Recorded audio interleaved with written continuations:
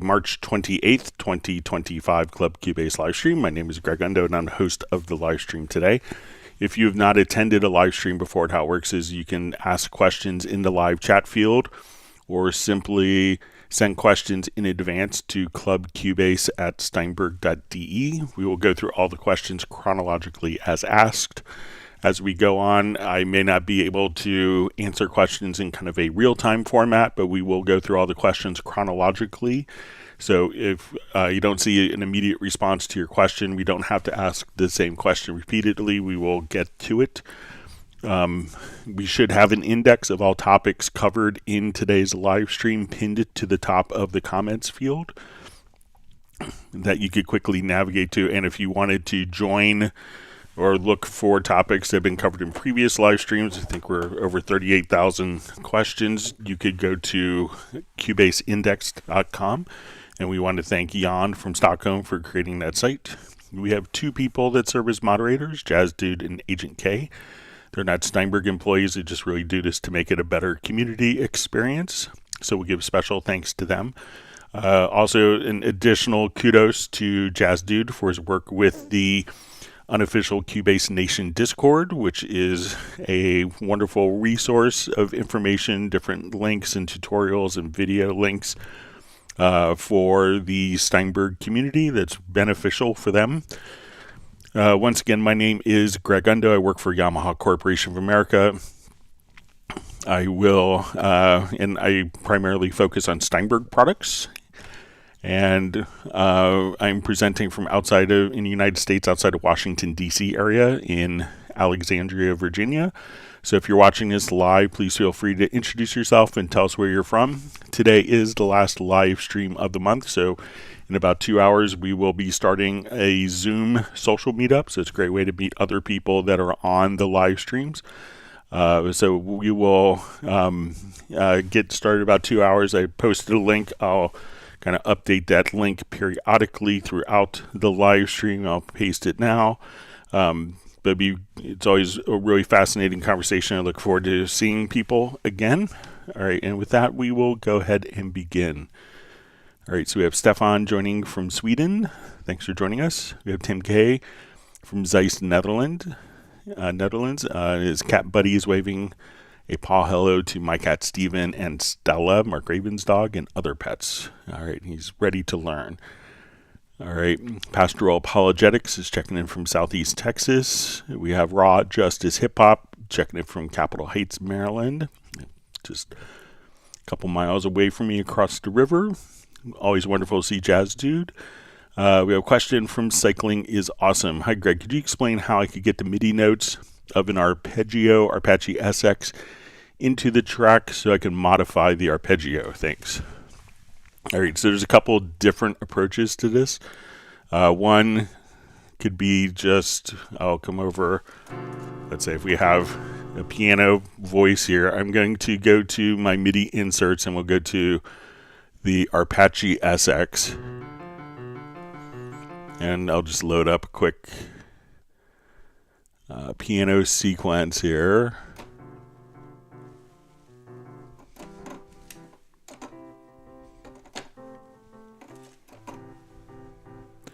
All right, so now there's two different ways of getting this MIDI data into the program. One is if we just go to the inserts themselves, we'll see this little line as we hover over. If we move that line down, so the default behavior is if I played just chords and we record it. So I'm just holding down chords.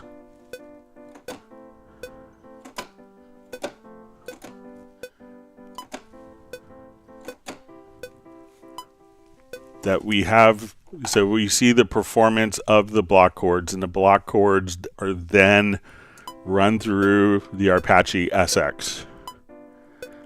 Now, if we wanted to if we have this situation where we have the kind of the block MIDI data already recorded, we could go to the MIDI menu and choose Freeze MIDI Modifiers.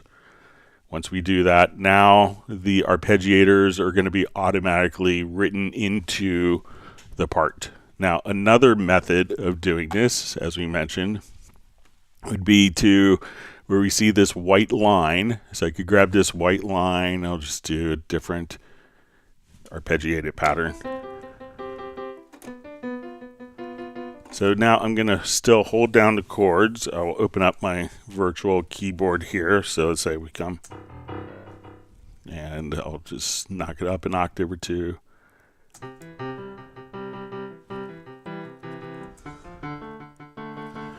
So when I record, I'm just going to hold down the chords, as you'll be able to see here.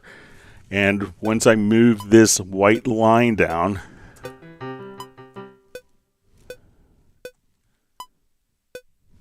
I can just record in.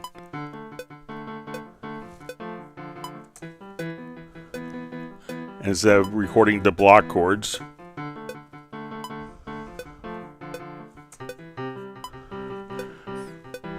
it's now recorded the arpeggio in real time into the part itself. So instead of just doing the block chords, once we have the MIDI insert, at that point we just move this line. What's above this line is recorded into the part.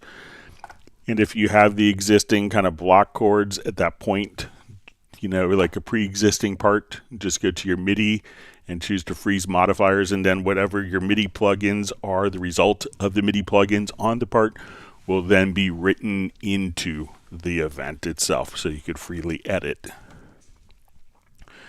All right, wonderful to see Jazz Dude on, as always. We see Dallas LaRue checking in from Las Vegas. You have Dean Garvey Jazz checking in from Los Angeles. Great to see you on from the Southern Sierra Mountains of Los Angeles. All right, we see Jan from Cubase Index. We have Uno Memento from Finland. We have Fly V checking in from Vince, checking in from Winnipeg, who is on a new laptop. Congratulations. It's always exciting getting new toys.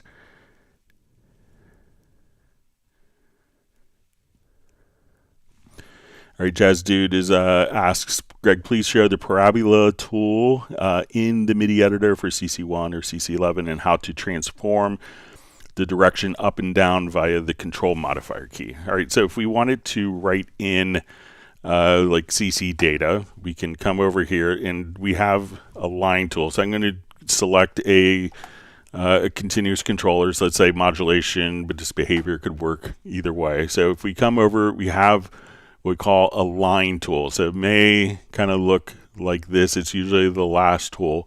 And we could draw in different shapes of data. So if I wanted just the default behavior, I could now draw in like a linear fade, just like that. So if I say, okay, I want this modulation data to increase linearly over time, we could have a straight line. We could also switch our line tool to be a parabola, sine wave, triangle wave. So if we wanted to draw in, you know, we could come over and change kind of the frequency of this. So if we want to draw in our different MIDI CC values, you know, we could come over and draw that in. And if we wanted to draw it in with a parabola tool, so we'll come over here, I could just have that kind of ramp up like so. But if I wanted to kind of change the arc of it, if I just hold down the control or the command key, so now I could choose that. And if I wanted to just come here, we could now just kind of even change the arc of the parabola. So if I say, okay, let's grab this and I want to go down. But while we can kind of go down that way, so with this, and if now just holding down, I think it's let me just check my modifier key here, but we could change, kind of invert the arc that we're drawing in. So let me just, so that's without the modifier key. And now if we hold down, I think it's Control or Command, we could just change that arc, shape just by coming over here. So that's how, so holding down Control Command, you could change the arc direction of the data that's being written in with the parabola tool. All right, so we have Sita Panigrahi checking and saying hi from India. Thanks for joining us today or tonight. All right, always wonderful to see Kerwin Young from Atlanta. Be our celebrity guest today. Wonderful composer, audio engineer. We have Sasha checking in from Hungary. We have Tony Trunzo saying hi from Australia.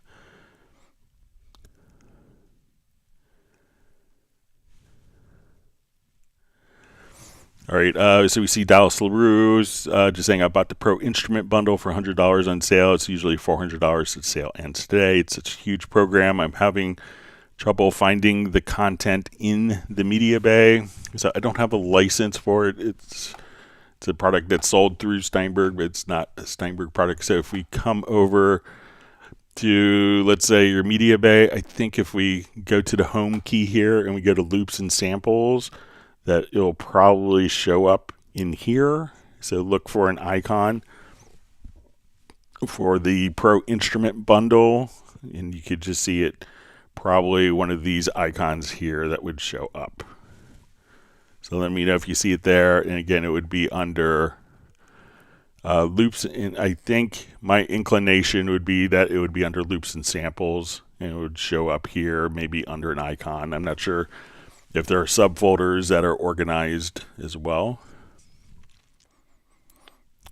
All right, so we see Best Green Jesus saying hi.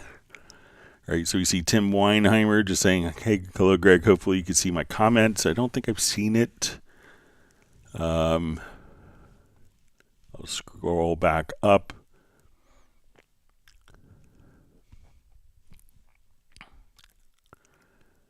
So I don't think I see the comment, Tim. So maybe if there's another way of entering the comment in, I'd be happy to answer it for you.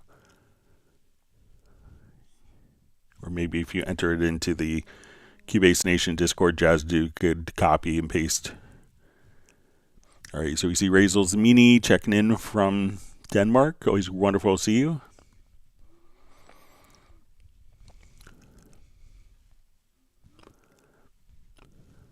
Okay, Sita just asked, I'm new here. Could someone tell me like how often these lives are held? I'd love to join and take part in these, but it's kind of busy today, so like how frequently are these held? So they're generally held on Tuesdays and Fridays, starting at 1 p.m. U.S. Eastern Time.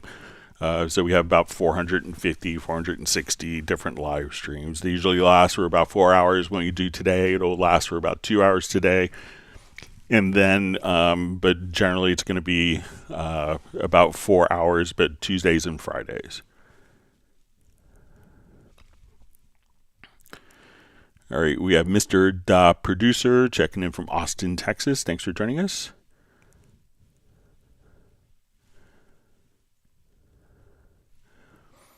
All right, so we have Graham Monaghan. It says, hi, Graham from Scotland, UK. My go-to channel for Cubase info, probably the best on the web. So thanks for the kind words, and thanks for joining us from Scotland.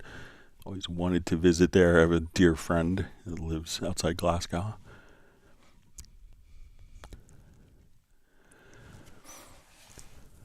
So Razel Zamini just says, hi, Greg. Can I export a MIDI file as XML file?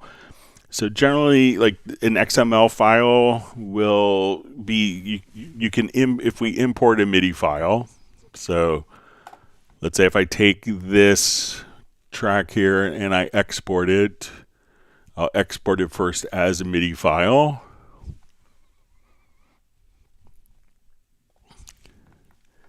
We'll call this March 28th. Save it to the desktop. I'll just put an A so it pops up first in the name. Okay, so we're going to export this. All right. So generally, the MIDI file will contain like more information, like such as all of If you're working, music XML files are generally going to be more for notation purposes and how different elements are aligned, but it may not include like note expression data or like CC1, CC11. So if I go to, so they may have different purposes. While it could get, notes in and out, they could contain different elements. So if I import the MIDI file here, what we could do is just come over and say, we'll import that. We'll put it into new project. We could have my MIDI file here. And at this point, we could export it, as a music XML, but I think we would have to be in the score editor. So say now when we come over here, we go to your file, and then we could export as a music XML into another notation package. Or you could just export it. Everyone wants to be running Dorco or notation package, so you could just export it as a Dorco project as well. But the two different file formats can be different, even though it seems like they're doing the same thing. The music XML is going to be more intended for carrying over like notation appearances and layouts, whereas the MIDI will have all the notes with all of the controller data. All right, always wonderful to see Michael Teams on from Weatherford, Texas. Great to see Michael Pierce checking in from Grand Chapel Studios in England.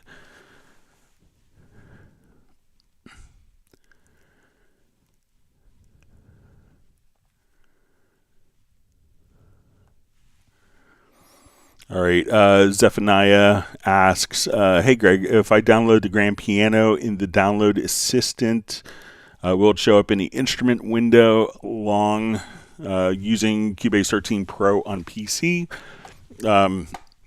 So when we come over, so when we see the grand, so we go to your VST instruments, by default it'll show up under piano. So if it's the grand, so the grand isn't included with Cubase. The grand isn't included with Cubase 13, so it's a separate purchase. But if you have the grand piano here, we can now just kind of come over. Let's go ahead and we'll select the piano. I'll clear that, so it will just show up directly as an instrument. So if we come over here, but again, it's not included. So if we come over here, you could just see, so it'll show up as an instrument in Cubase 13 Pro. But again, generally, if it's the grand that you're talking about, you need to purchase a license for it because that isn't included with Cubase 13 or any Cubase.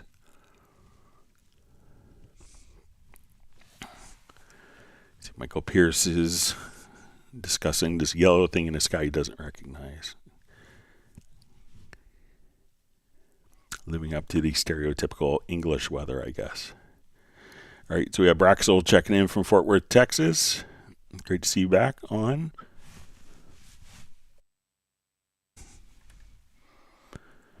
All right, Michael Pierce has received some ice cream from Michael Teams.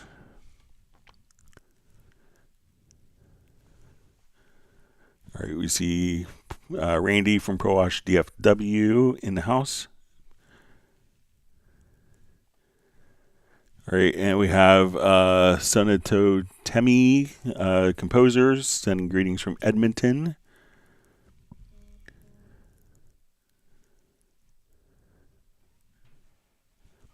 Okay.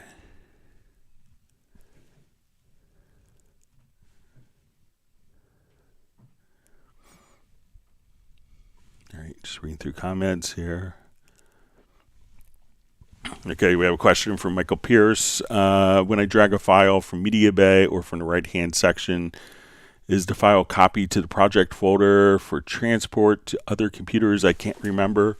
So it's really dependent upon a preference, and it's one of those windows like when you drag a file over, you may get a preference like one of those like windows, like what you want to do. but it's automatically included. By default, it prompts you to make a choice. And then there's one of those where it's a don't show me this again, don't show me this window again option.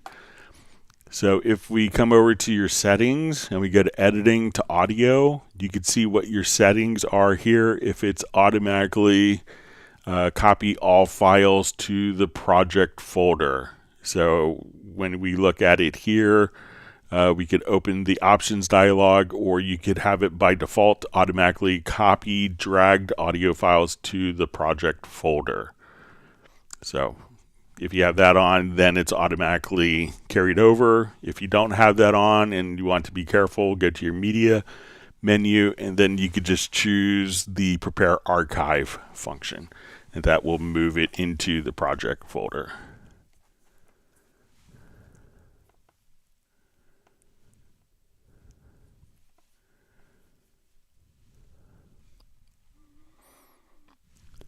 Okay.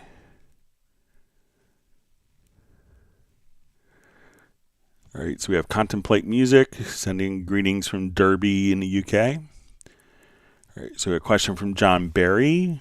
Hi, Greg. I found out in Groove Agent I could control the open hi-hat spacing with the mod wheel on acoustic agent kits. It just does not change the visual of the hi-hats. Is there a way to change the CC? All right, so let's take a look.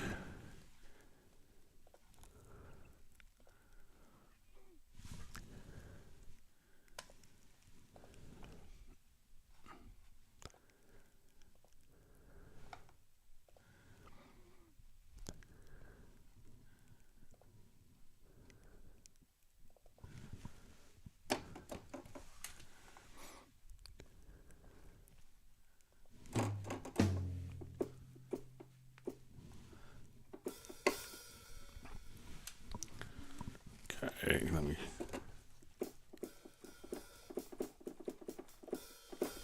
All right, so when we are kind of opening up our hi-hats here, I'll make this a little louder so we can hear it.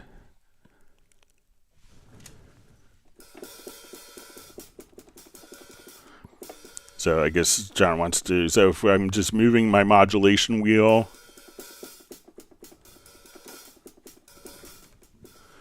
all right, now let's see if we could assign that to a different MIDI CC message.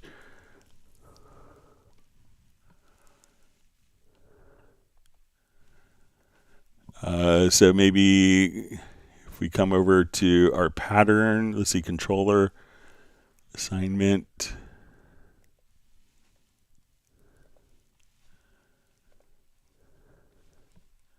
All right, so maybe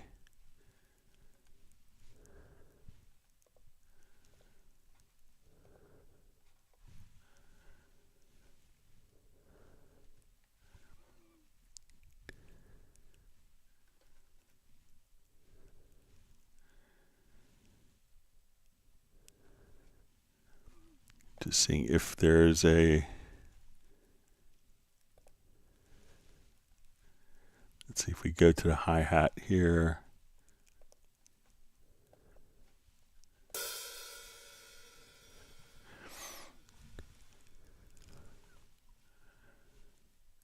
Okay, so I think here we could choose like your modulation wheel, or filter the modulation wheel.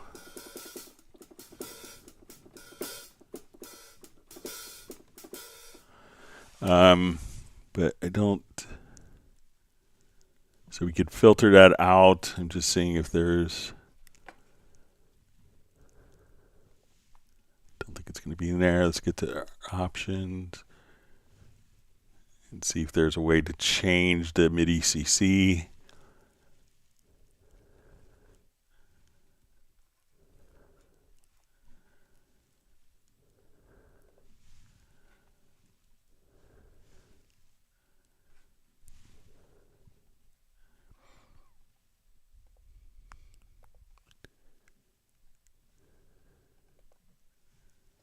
These are all the key commands that are available. Let me just,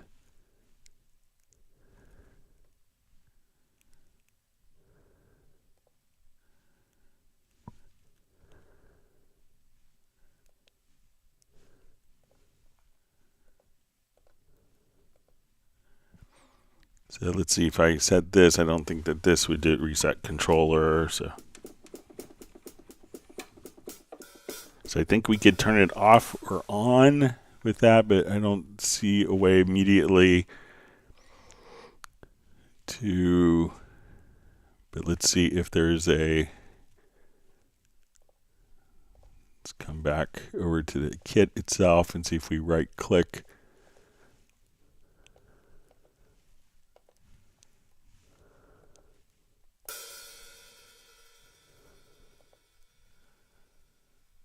Yeah, so I don't see a way of changing which MIDI CC it is. For opening that up, we can filter it out or not. But I'll take a look at it a little more over the weekend and see if that can be changed, John. Sorry about that.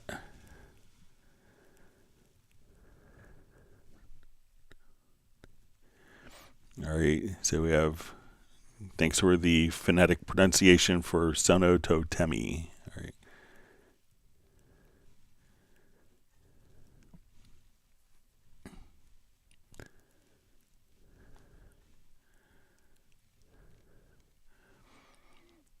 All right, Tim K says, I can't help but hear Dorco every time Greg says Dorico. All right. I'll do it with an exaggerated Italian accent. A really bad American imitating an Italian accent. All right.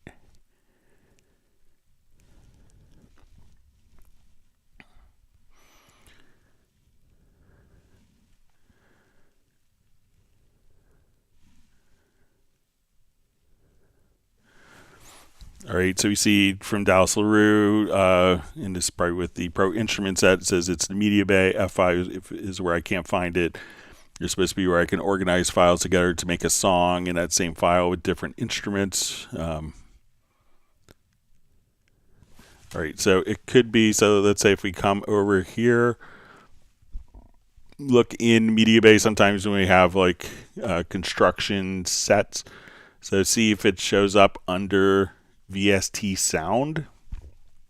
So if we look at this and we go to your MediaBay, to your file browser, if you don't see the file browser on the left hand side, you could just kind of click right here and see the file browser. Look under VST sound, and you know, like here you can see like Pro Sound Effects is going to be different, and make sure that you see it listed here and that it's checked. And also maybe right here, if you see the particular folder, you could just right click and choose to rescan the disk, just in case it's not showing all of the content right there. But I'm sorry, I don't have a license of that. I'll see if I can maybe get one over the weekend for Tuesday's live stream.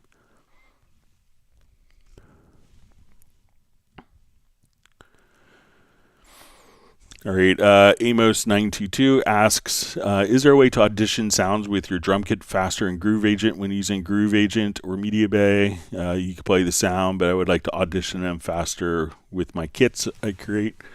Okay, so let's go ahead and we'll open up just a Beat Agent kit.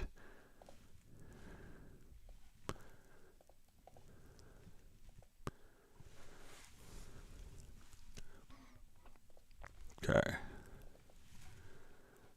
So let me just come over here.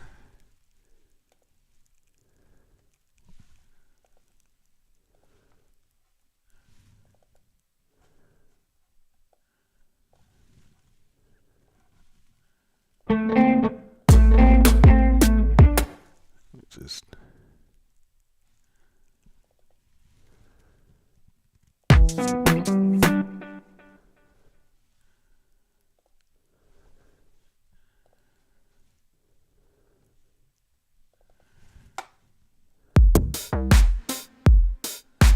all right, so say I'm playing this pattern here.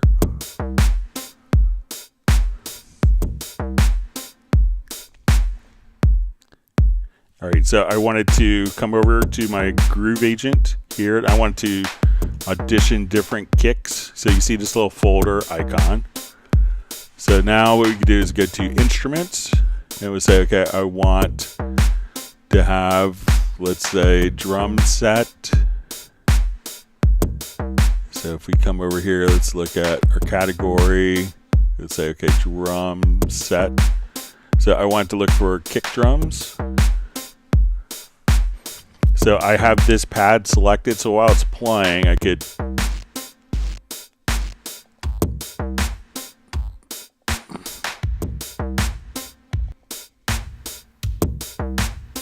and we could try different kick sounds.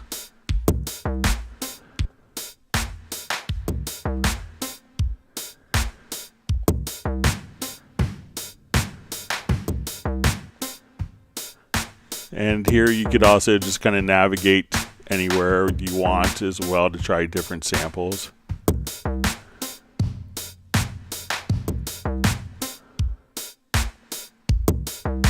So try using the browser, and then just kind of go to your instrument sounds, and then you could kind of look anywhere you want, or if you wanted to go to browser, say, okay, let's go to a particular folder where I have a bunch of one-shots. You could just simply kind of move over there and replace your drum sounds very easily that way. So let me know if that makes sense for your workflow. Great, so we have Dan Yu checking in. Sorry, I can't read the writing. All right, we have Sean Willett checking in from Niles, Ohio. Michael Teams wants people to smash the like button.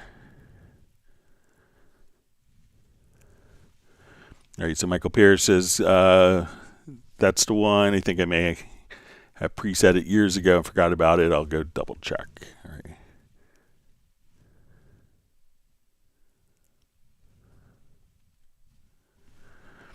All right, so Rashab just says, we want folder and groups in Cubase. Next update, please make it possible. Tell the team. Many people are requesting that feature. So I've already kind of passed it on, but again, there is the macro to make the groups into folders, and realize that sometimes, having more flexibility means that we could have different elements in a folder that don't pass audio as well.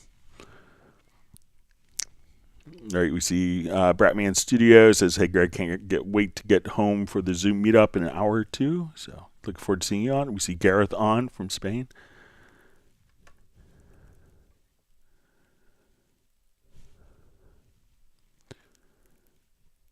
All right, so we see Sono Totemi says he nailed the pronunciation. So it's good I just scrolled up to look at it again. So, but thanks for being on. Gareth says, great pronunciation of Derby. So now I probably said it wrong.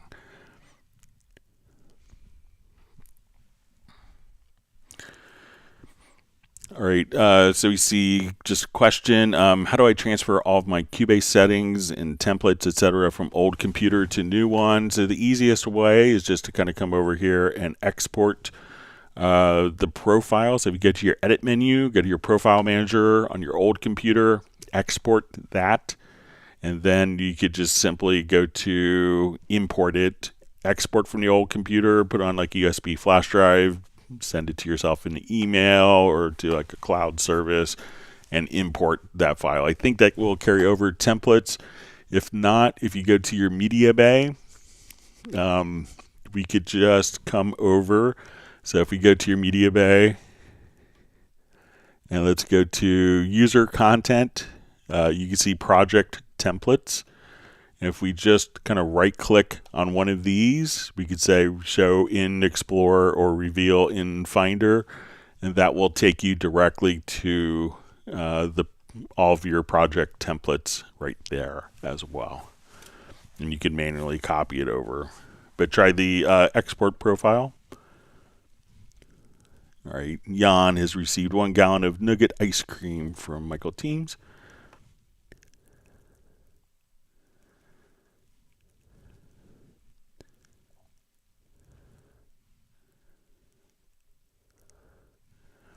All right, so Manesh just asked, can I now get the spotting list? All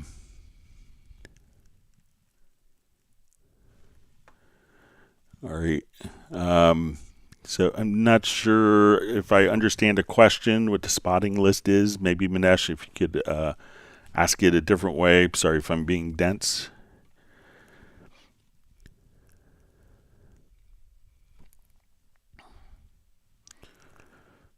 So we see from DJ Stats, all right, Greg, is there a way to save a template which also saves the relevant plugins in WaveLab?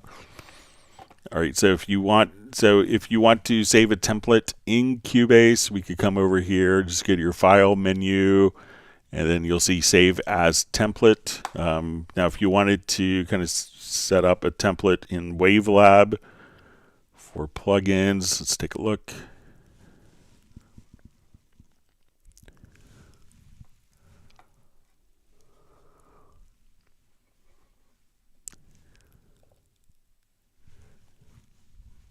Okay.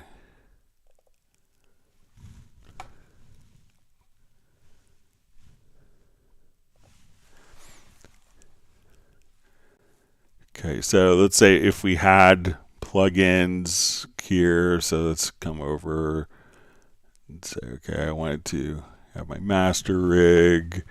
So if we have kind of all of our plugins here, I think that we could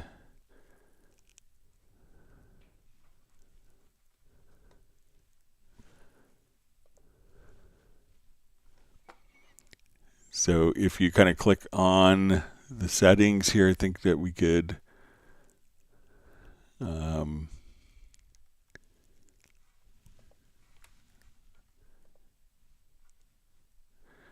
so here you could just you know, store the presets of the master section just right here.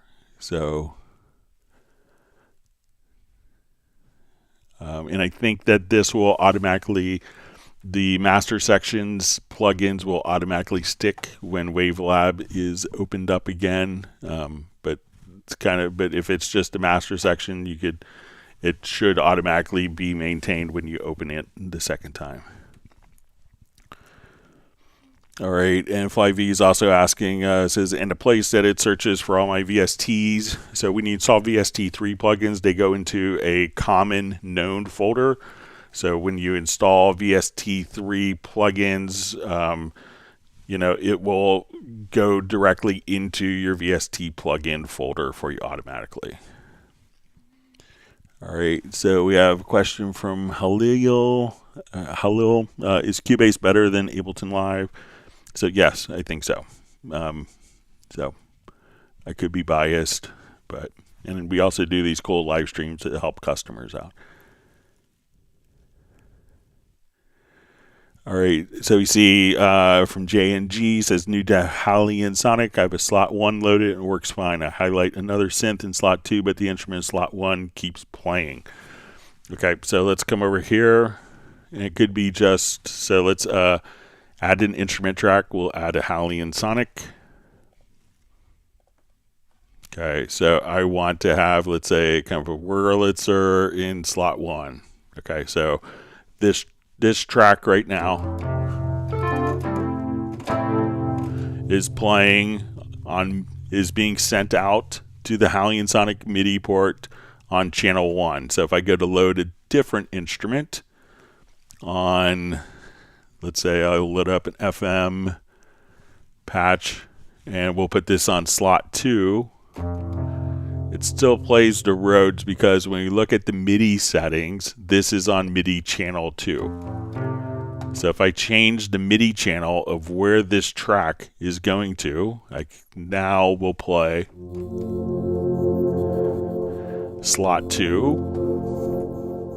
So that's our FM sound. And if I switch it to channel 1, it's playing the Rhodes sound.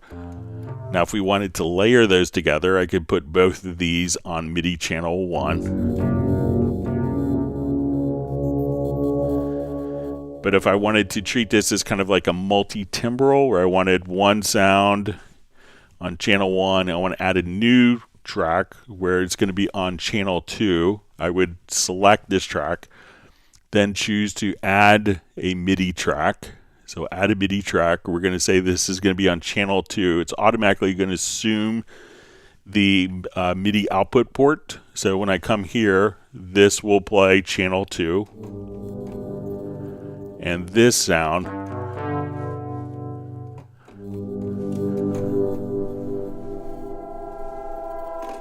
will play channel 2. This is channel 1. And we could actually see that as we select the track, that MIDI channel will automatically load up the editor for that particular instrument in Halley and Sonic, which is nice. So let me know if that makes sense. So it's probably that, you know, the assignment here is going to the wrong MIDI channel. So, all right, see, Best Green Jesus has got 1 gallon of key lime pie ice cream for Michael Teams.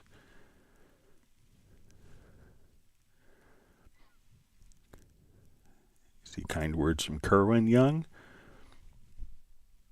All right. See Randy's going for coffee. He's going to be right back. Uno Momento wants people to hit the like button or to whack the like button.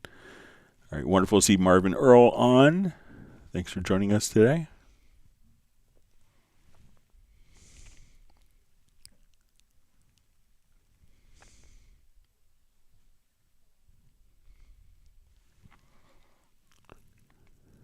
All right, Chatfield just jumped. I think I'm back. All right, so we see.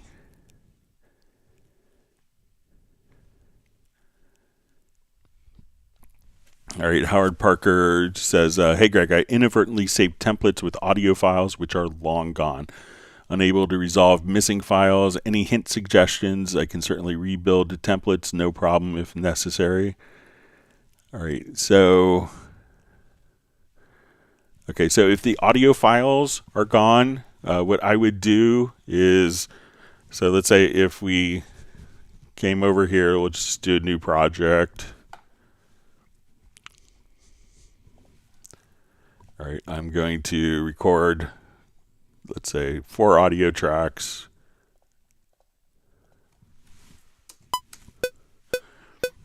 All right, so let's say I save this as my template.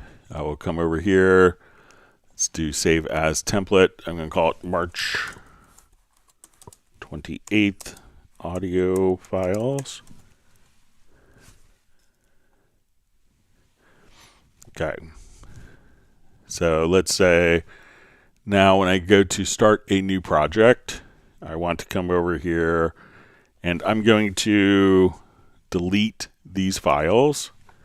So I can go to my pool window and empty the trash. So we'll come here and I'll say, let's empty trash. Okay, so these files are going to be erased. All right, so now when I go to a new project, so we'll come over here.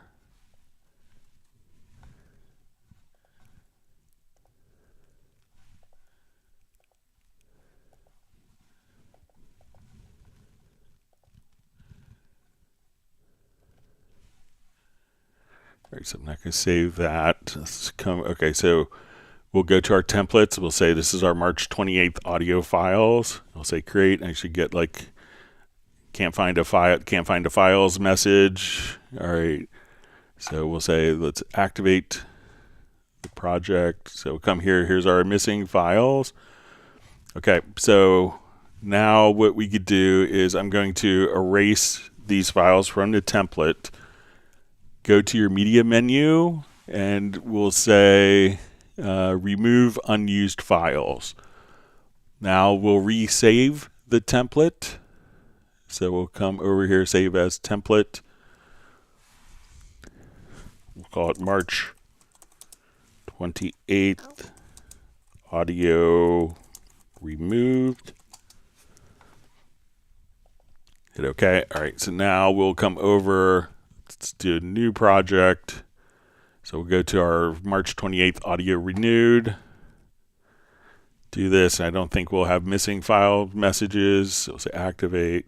boom. So once you have those files that are deleted, if you want the template to stop referencing them, just come over and you'll see a remove unused files from the media menu, then resave the template. You could save it under the different name, and then the reference to the missing audio files will be stopped from showing up.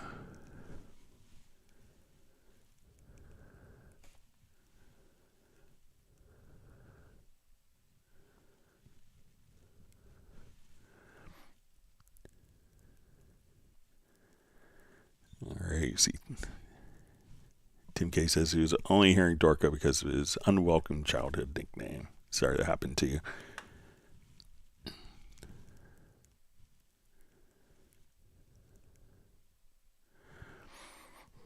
All right, so FlyV is also asking, the other thing I need to bring over is Project Logical Editor and Logical Editor files. So if you just open up the Project Logical Editor, so let's say if we come to your project menu and we go to the Project Logical Editor and we go to the preset area, we could say show user presets location. So what you could do now is here's my Project Logical Editor. Here are my Logical Editor presets. You could copy those two folders or copy your presets. And when you get to the new computer, just go to like your Logical Editor. Let me just, or, you know, the Logical Editor, Project Logical Editor, same functionality. And then you'll say show the user location and just drag and drop those files right over.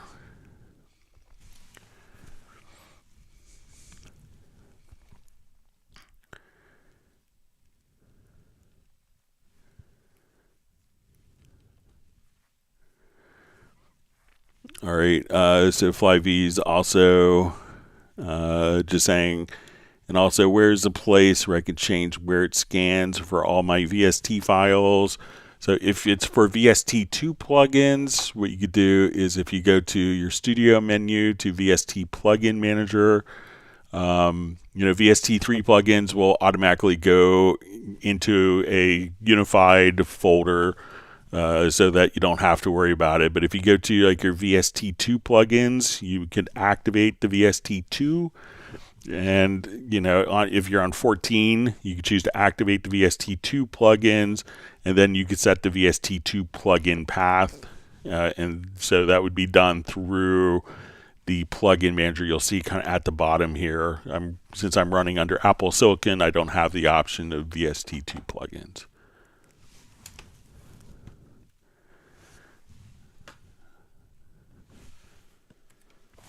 All right, I'm just going to open up my Google Translate here.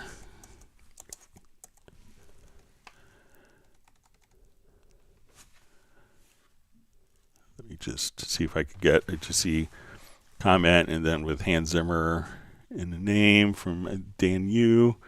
So let me just see if I can copy that over and get it translated. Hang on.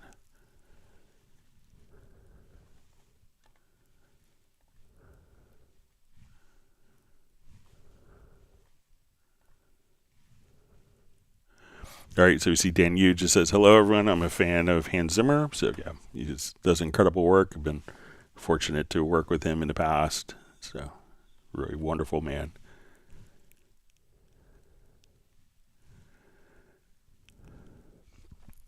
All right, Dallas LaRue just says, what is the best way to transfer a Cubase project over to another computer with Cubase?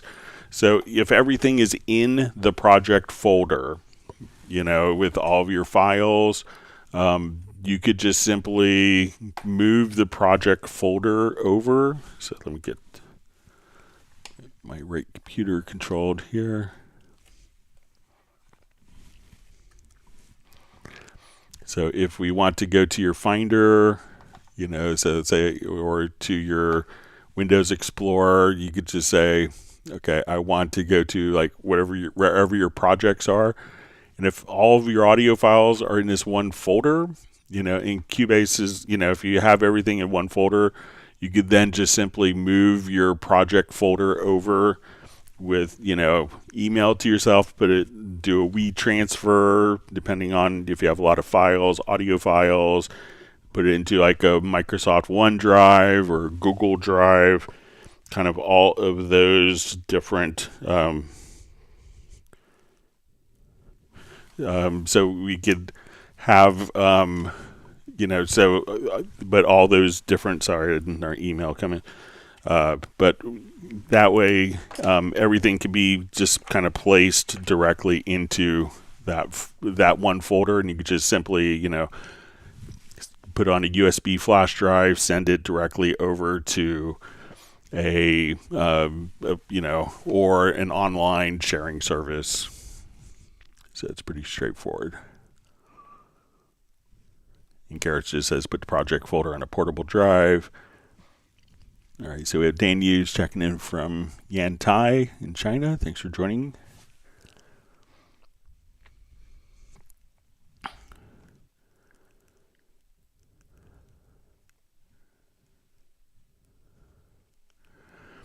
All right, so we have the Phil French channel says a quick run through on color macro, please. So I'm not, tell me what you want the macro to do. So from the Phil French channel, if you could let me know what what you want the color macro to do, I could try to make it for you or show you how to do it. All right, so we see Gareth just saying groups into folders. I don't quite understand. So what a lot of people, I think, want to do, and just for people that aren't aware of this, let's say if we do a new project, I'll come over here. It's just, so if I have, let's say, like, a bunch of tracks here, let's say these are my drum tracks. All right, so one of the things that you can do that's really easy, if you just come over here to your macros, there's one that's included. It's called Selected Tracks to New Folder and Add Group Channel. So if you want that functionality, you just come here and say, okay, these are my drum tracks. And now they're all in a folder. And the folder is being routed out to a group. So if you really want to do that, you already have kind of the capabilities of taking selected tracks, assigning them, putting them into a folder, and creating a group and naming it just that easily.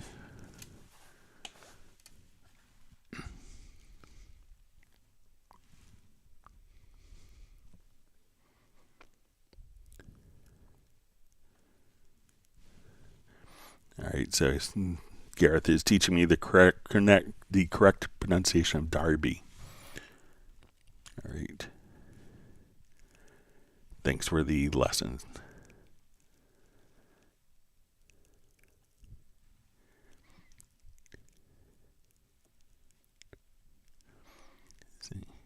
Let's see some other, I think it's Lancashire or maybe Derbyshire. I'm probably incorrect. All right.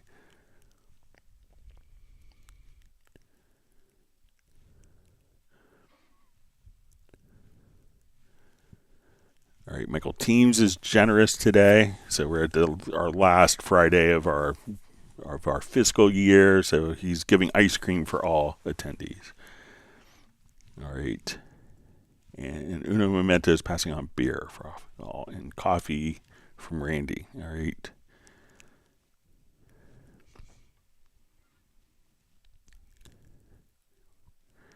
Let's see, Gareth is also in the vein of pronunciation, so I think it's Worcestershire.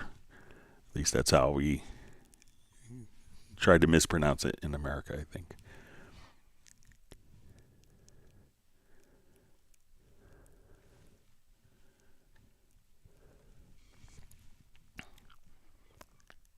All right, my Chatfield just jumped. All right, I think I'm back. All right, wonderful to see Sable Winters on the live stream.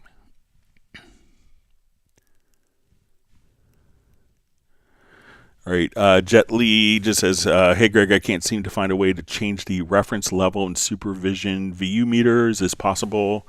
So, yeah, let me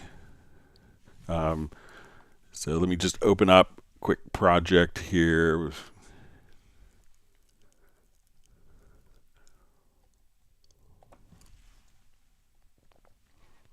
So we'll get some audio playing through it.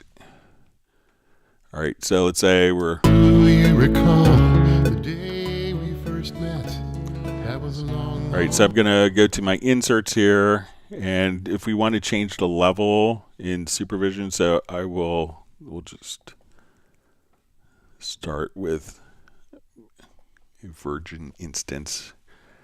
All right, so I'm gonna go to my level, and we'll say VU. So a lot of times the default meter may be kind of shy, but if we select the meters, so if we have multiple meters open, we want to select the meters that has a white outline, click on the settings wheel, and then where we see VU dB, here's the list. So most people would want it to be VU dBF or dB full scale. Even now I'm so in love with you, just like a long, long time ago.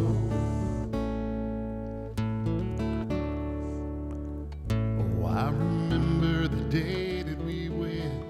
So again, select, click on the little settings icon here, and where you see the VU dB, here you could set it to. So most people would like it to be VU dB full scale. So again, just kind of look there. So give that a try, let me know how it works out for you. Sable's received 1 gallon of banana moon pie ice cream from Michael Teams. All right, so wonderful to see Graham Witcher checking in from Oxford. Saying hello to everyone in the wonderful team. All right.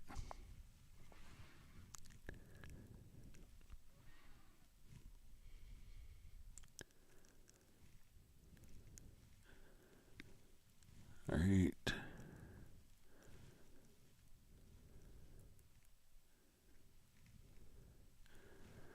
Let's see, Sable Winter says, Greg, it's great that you translate it live for Dan Yu. So yeah, I usually have like a Google Translate for when it comes up because I'm an ignorant American who speaks a little bit of Spanish from high school, understands a little bit.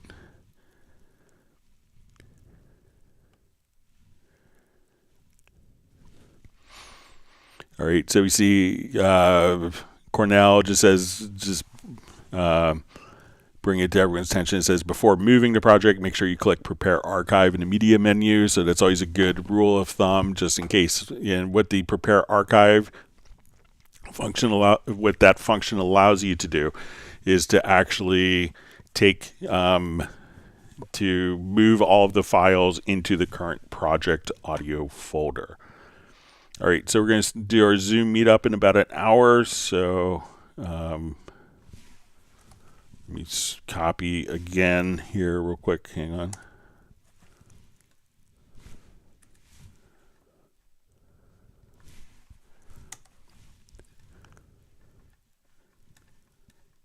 Let me go get the link. I blew it out of my paste buffer.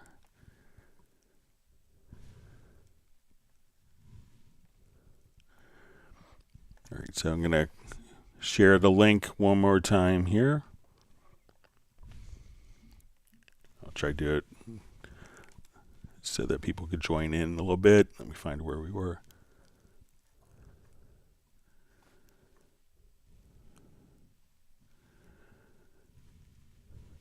Okay.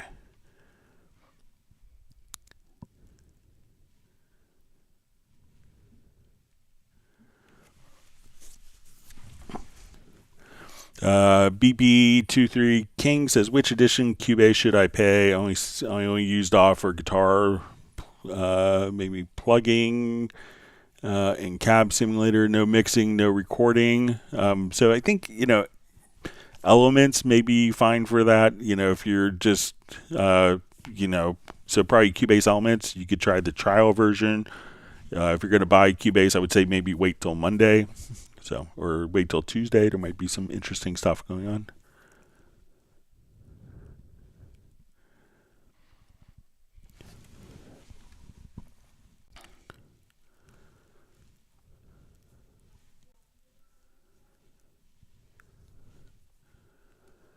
Okay.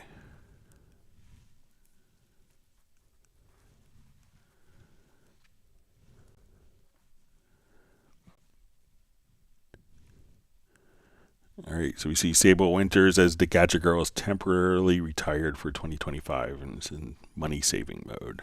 So I guess we won't be able to see Sable's new gadget, which is always good to get. So, all right, we see Gareth is going to pick up his daughter Lola. Tell her we said hello.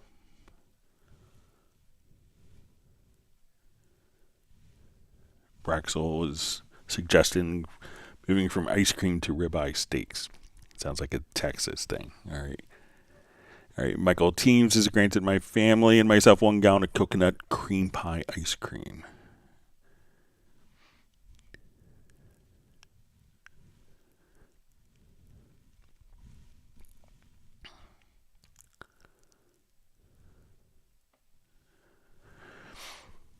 All right, so we see Jet Li just says, thanks, Greg, but I want to set it at minus 12 dB at 0, like other VU meters, reference levels. So generally, like when we're doing, when we're dealing with digital audio, the relevant parameters are going to be, whether you're doing, the dB full scales, but you could probably just do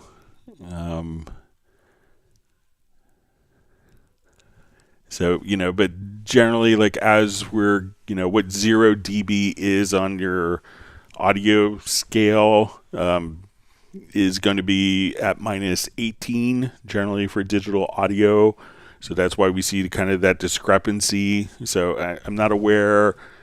I haven't calibrated VU meters in a long time, so I'm not aware of them kind of being knocked down to minus 12 dB. But there's a lot of digital audio equipment that's designed where 0 dB is actually at minus 18 dB, which is why you have kind of the full scale setting with that. But I don't know a way to make it go to kind of calibrate it down minus 12. You could calibrate the, if you wanted to put it on the speakers, you could attenuate the speakers to do that. So let's say if I, come up and I don't put it here. So let's say I'll open up on my monitors. So let's say I'm going out of my monitor. I will look at my inserts here for the monitor. And if you wanted to attenuate the volume here, so let's say, okay, I want this to be minus 12.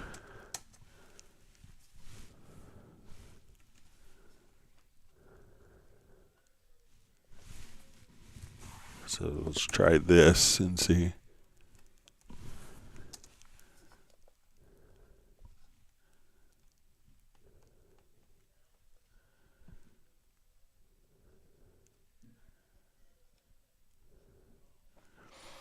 Okay, and if I look at now, so if we look at our meter here, so let's open up the Supervision,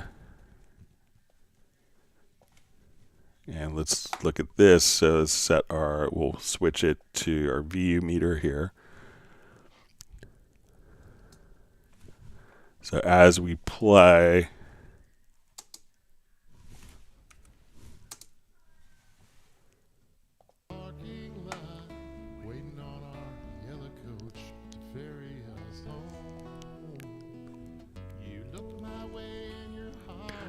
so if we wanted to, so we could do plus 12 dB digital, but if we wanted to, so let's say if we have this set for our VU dB, we could attenuate it, the metering. Oh, I remember the day. If we put, Seems like a long, long think that, time ago. so, but we could, I think if you put the volume plug in before, let me just check this and see if we open this up, let's say to view full scale. And our first kiss there. So if you put the volume plug in before, you could attenuate the meter if you wanted to, but I think you may have to do it on the actual monitor insert as opposed to this, because this can affect the gain structure, whereas this doesn't.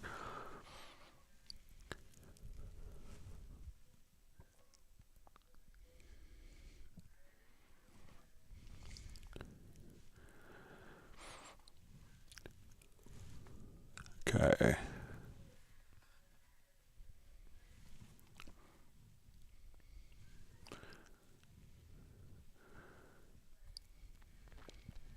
All right.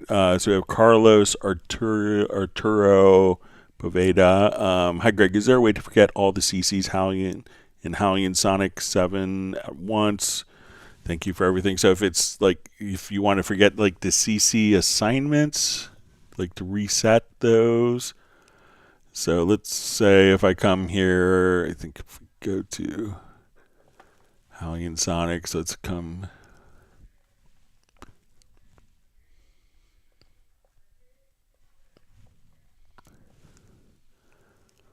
So let me know if you want to reset all of. So I think if we could reset your controllers here. So if you want to controller assignments, if you want to reset the factory, if you go to the options, and then if you want to learn the CC, you could just kind of right click and learn the CC for various parameters.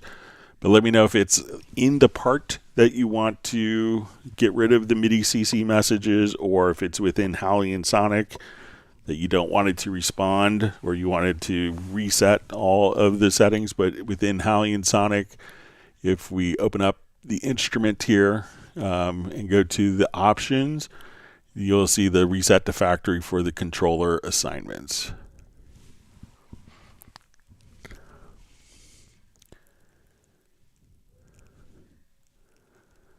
All right, so Contemplate Music asks, this may be too of a silly question, but I'm new to Mac, so I wonder if I lose anything migrating all my software to it from PC, Cubase, WaveLab, Spectral Groove Agent, Hallian, etc., full suite from Steinberg. So you'll have the same exact functionality going from Mac to PC. I go back and forth all the time. The only thing I have to kind of keep straight in my head is that the control and command key on my keyboard are just kind of different keys. So, and my alt and option key are physically on different keys just for muscle memory, but the software you could run on your PC. You know, for each of the programs under Steinberg licensing, you have up to 3 different computers that you can access it on. So you could have it all installed on your PC, have it all installed on your Mac, and go back and forth without any loss of functionality. All right, wonderful to see Michael Marshall checking in from Somerset in the UK. So people, Pro Wash, DFW, and Braxor both like this idea of ribeye ice cream.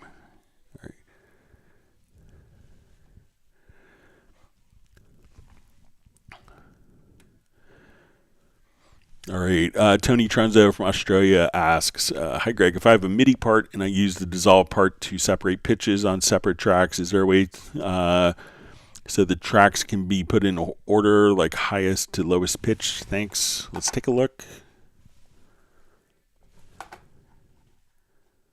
Let's do a new.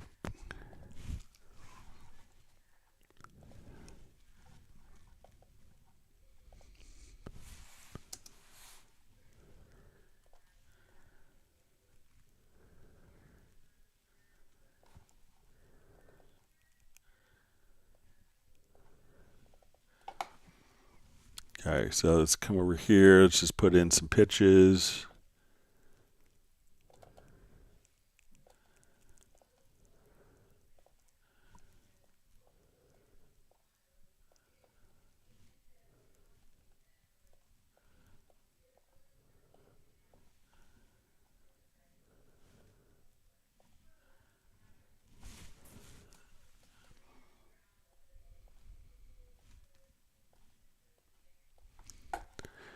All right, so let's see what happens. We'll come over here, go to your MIDI to dissolve part, and we'll see if there's a order in which it goes. So we'll say dissolve, we'll separate pitches.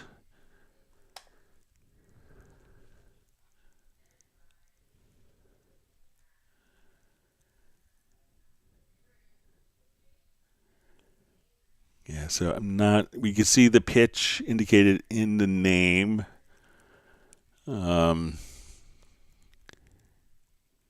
But I don't know of a way to do that. Let's say if I change the pitch.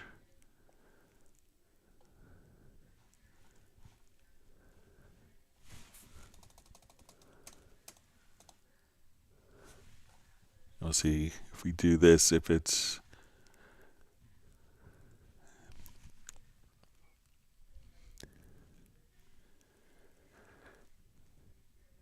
see if that changes the layout.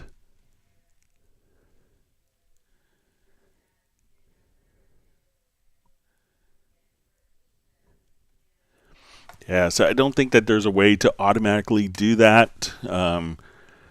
So, and it may separate it based on pitches, on, let me see, maybe which the order might be determined. Let me just try something here real quick.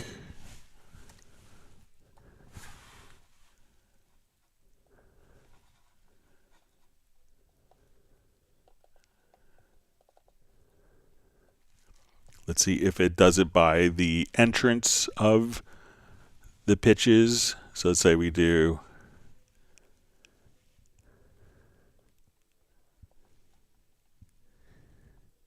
maybe the order is derived from the order of the notes as they're played in. All right. So if that's the case, it would be C, G, D, F. So let's see if we split that up. So let's see if we could figure out the logic, if there's a logic to this. So it could be in the order that the notes appear.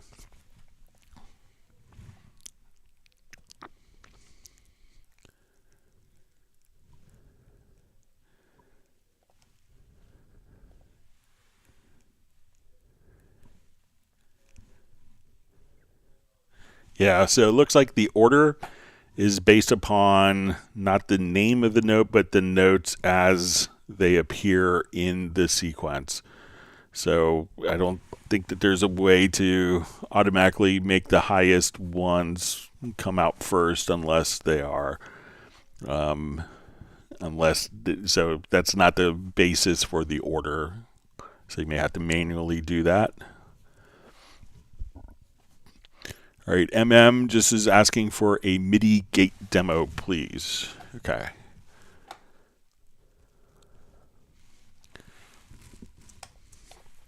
All right, so this is a creative use of different parts. So I'm going to remove the selected tracks. We will copy over just an audio loop here.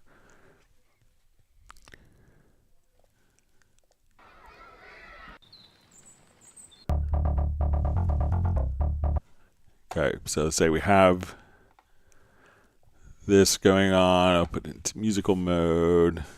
All right, so let's say we have this going on. I'm going to just loop it.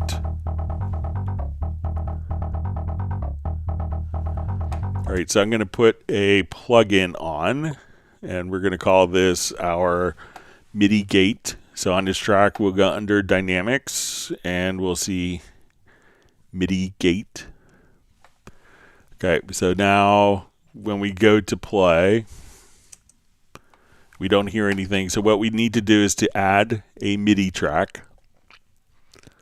The output is going to be fed into the insert of the MIDI gate. So we'll just put this on channel 1. We'll say add track. So now when I play a MIDI note,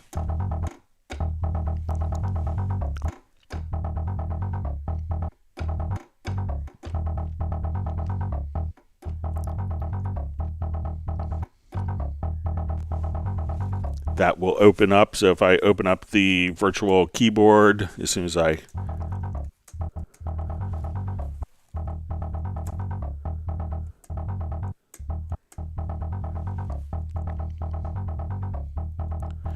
So let's say if I created a pattern.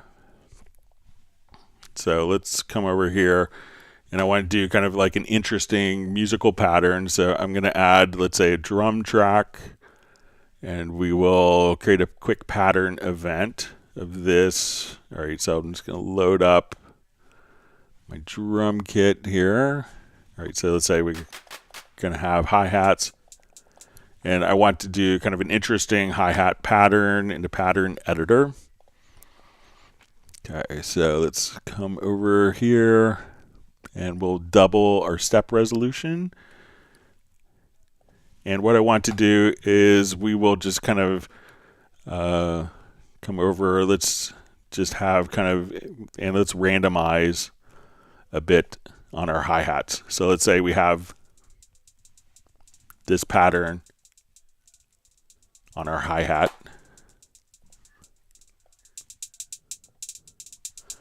So if I drag this pattern to my the project, I'm going to convert this into a MIDI pattern.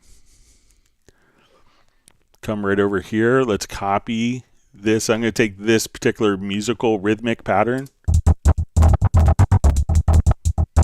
So maybe not the, let me just do something a little more musical with that. All right, so let's say, let's make this into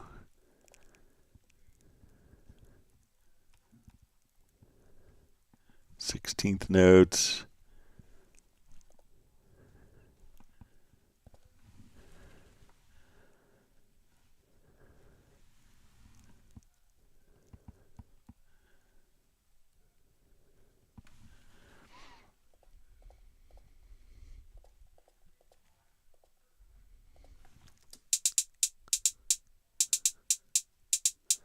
All right, so now I drag this pattern over. So let's convert this to a MIDI part. And now we could use the rhythmic basis of one MIDI part.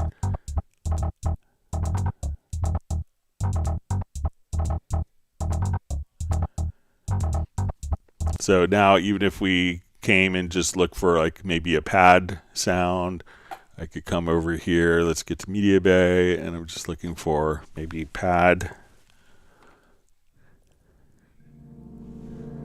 So we drag this over. Now we could just kind of take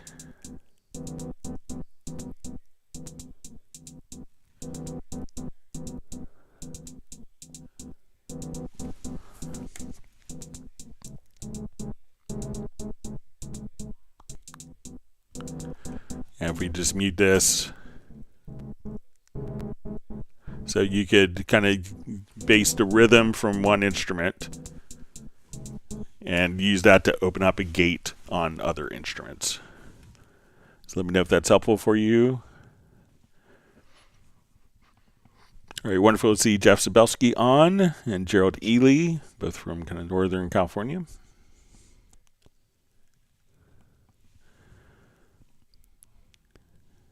All right, we see David M. also says, how do Greg and everyone?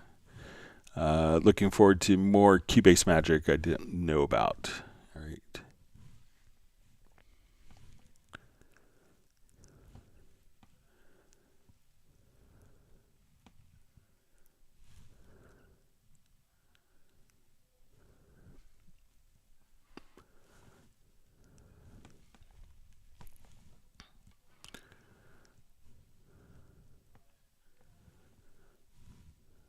All right.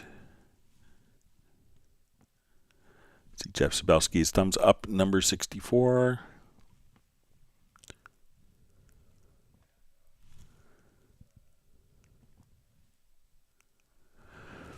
All right, Michael Poldner says, hi, Michael from Münster, Germany. Hope I said that right. I want to change the time signature in a song, example from 4/4 to 3/4, insert a half bar at the end of a verse. Can I make this visible in the editor? Okay, so let's say I have this particular, let's say I have this MIDI pattern here, We'll repeat it a couple times. I'm going to just turn this into a long single event here. Hold down my Alt or Option key. All right, so I'm going to add a signature track. So we'll come here. Let's add, right click, add a signature track. So we're going to start in 4/4. So when I'm in my key editor, and if we're in full screen key editor, we could add something called global tracks. And here we could just say, okay, I want to add my signature track. So I can say, okay, at this point, I want to come and let's put in a measure of 3/4. I want this to be 2/4. I want this to be 4/4. And then back to 3/4 and 4/4. So now just by going to the global tracks here, we could see markers, but we could also see your time signature, so that as we do this, and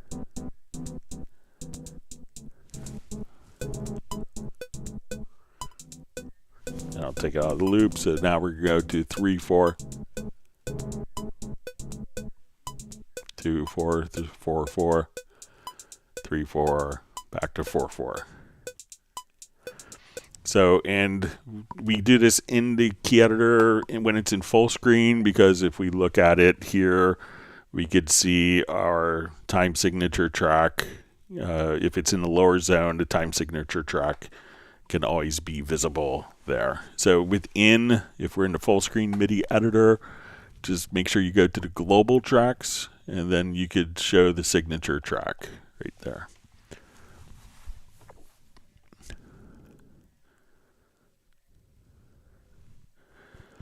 See, Jeff Zabelski says, I'm learning more of expression maps in Dorico.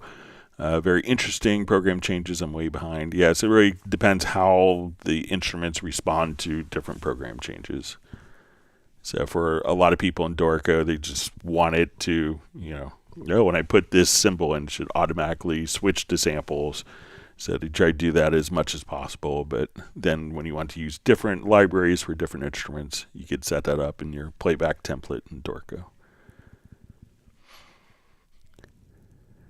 All right, David M. is happy to see Sable Winters on. All right, always great to see the artist known as Love. And we have Cornell. It says Dissolve Part is such a great little feature. All right, so we have Ian Rushmore on. Great to see you on. Thanks for joining us.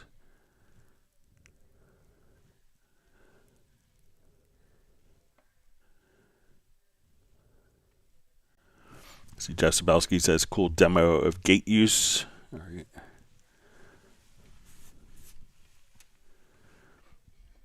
See, Jazz Dude says, I would never use a VU meter because I know all about it from the days of before digital meters existed. Yeah. I think it's a comfort VU factor.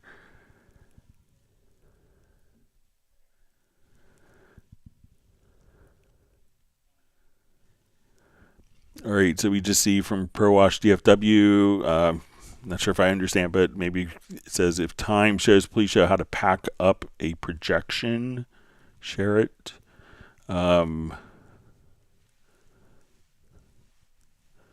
So let me know what you mean by pack up a projection. Sorry for not understanding. All right, so we have Quadeus Madness just saying hi, Greg. So thanks for joining us again on the live stream. But we'll see if we get a response from Randy at ProWash DFW. Maybe if someone else understands it.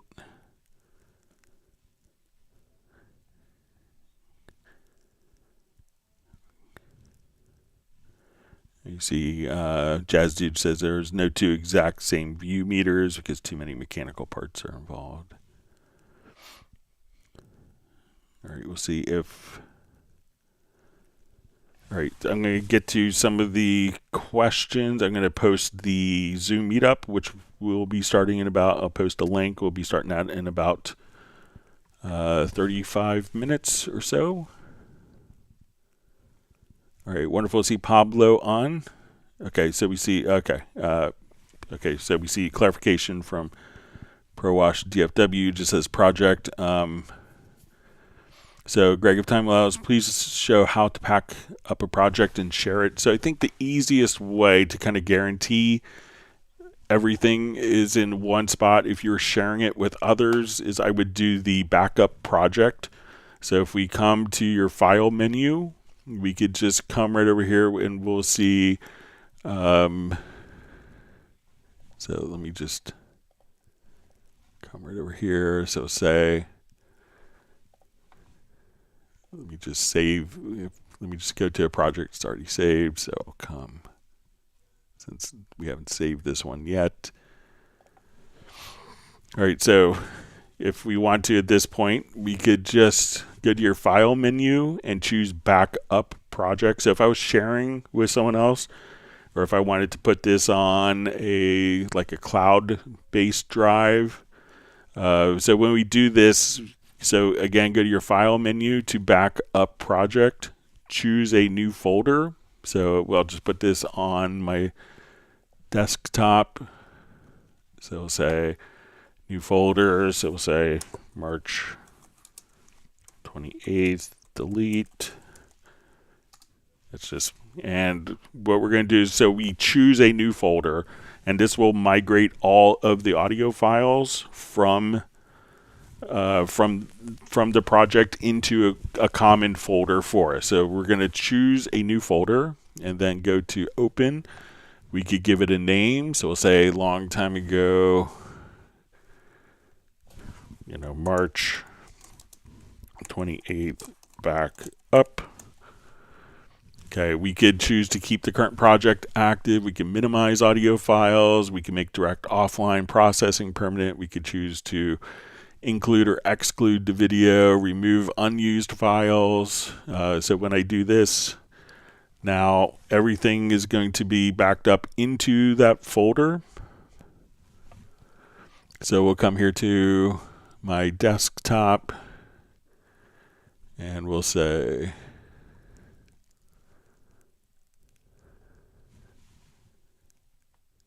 I think I saved it in here, but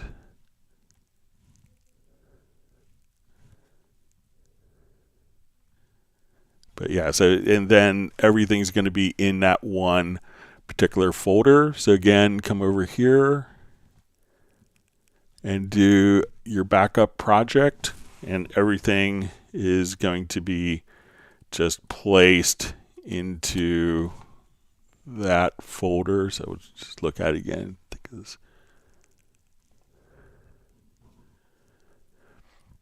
So you get your desktop, I would say your March 28th delete. So we can see all the audio in that project would be backed up, and new versions would automatically be kind of created right there.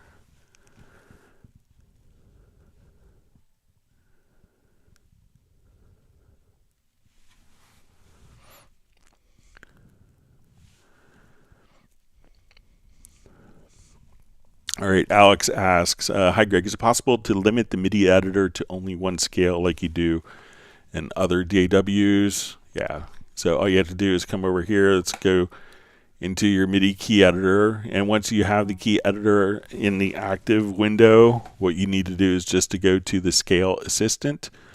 So here we'll say, okay, we're in the key of A major. I see all of my keys visible here, and then we're going to have visibility options. So we can say pitch visibility on or off, and we can say show pitches only from the scale assistant, or show pitches that have events. So again, make sure that this icon is enabled here, which is the pitch visibility, and we can say show pitches only from this scale. So here we can see we're in the key of A, and I could draw notes in without any issues of it ring. So now if I want to see all the notes that are available or just the notes that are in the scale, you could do it right there, Alex.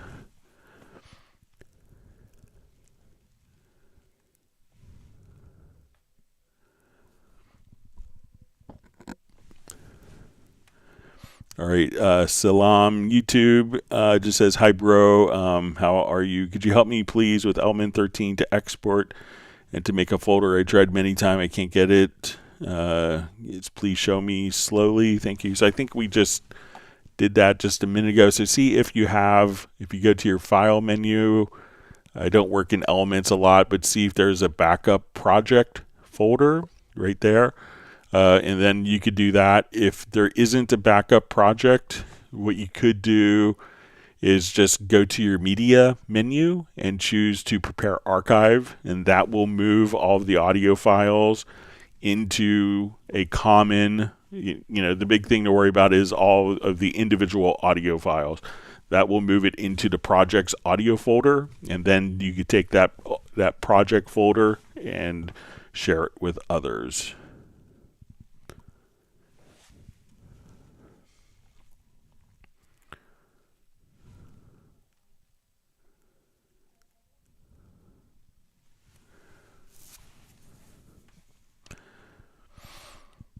All right, so we have Edward asks, hello Greg, I have such a problem. I made an arrangement. Drums are made in Easy Drummer. I opened the notes in order to print them. The staff is empty. What to do? All right, so let's say if I have a MIDI drum part. So when you're working with MIDI drums, and I'm not sure which version of Cubase, so if you're in 14, it might be a little different. So let's say, let me just see if I have one I'm thinking of.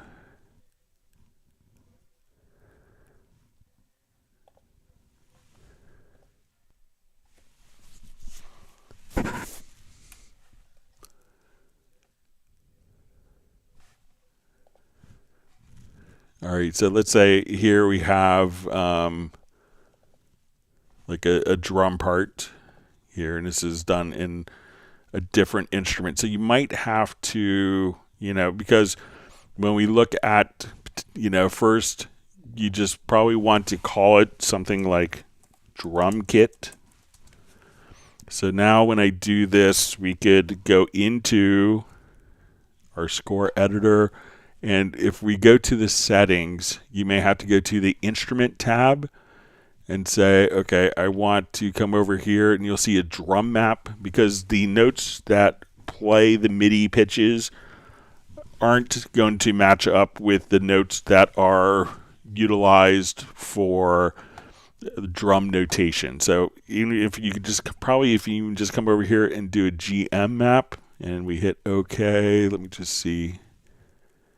Some of these let me open up in our project that has some MIDI drums in it.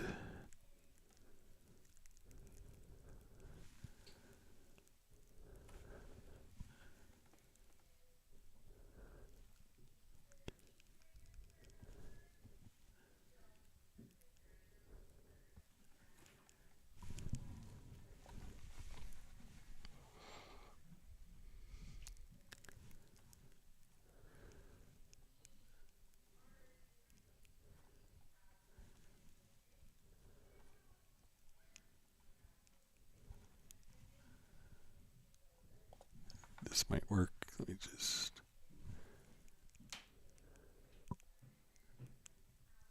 Now it's going to be just.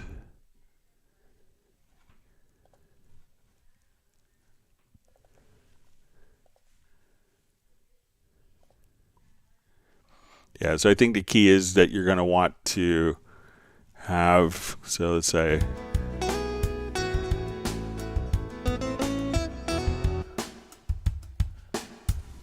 all right, so I'm going to call this drums here. And then I'm going to get, I know you can't do this from,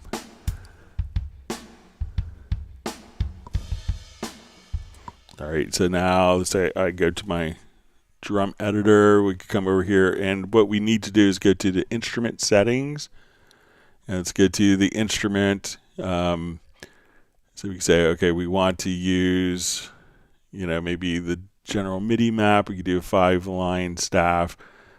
So at this point we could choose, but make sure that you have like the correct drum map here.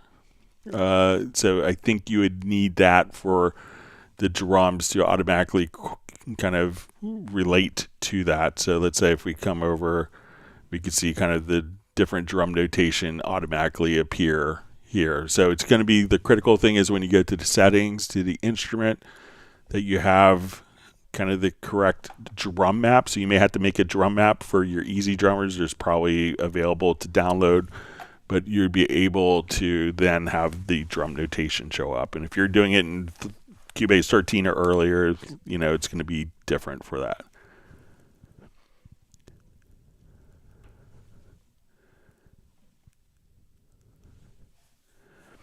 See, Jeff Sabelski says, always loved his signature tracks. Says Prokofiev will learn you a thing or two. It's like, yeah, I think I learned how to subdivide from Copeland probably better than anyone. All right, so see, Quadeus Madness just says, backup is how I share CPR with friend and collaborator.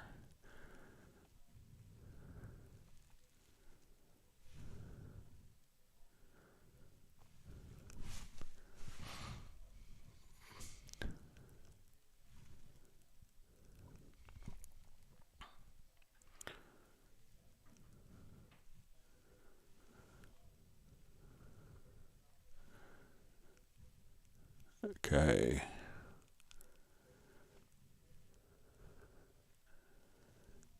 All right, just reading through comments here. So we see Sable Winter says, it'd be great if YouTube offered a private message feature in chat to enable or disable at will. You could always send a message to clubcubase@steinberg.de, and I'll see it kind of come through on my watch and my phone.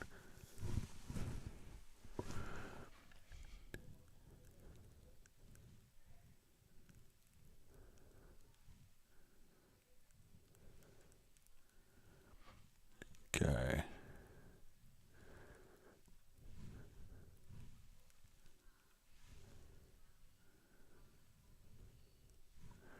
See, Sable Winter says the Pro Instruments bundle is looking mighty tasty right now. So Jeff Sabelski saying his emulator 2 needs a power supply, 2 disk drives, and it's a full library of its floppy disks with all the symphony and jazz instruments. All right, I'm going to jump over to some of the questions that were mailed in advance. So let me get to those before we run out of time. Thanks for all the great questions.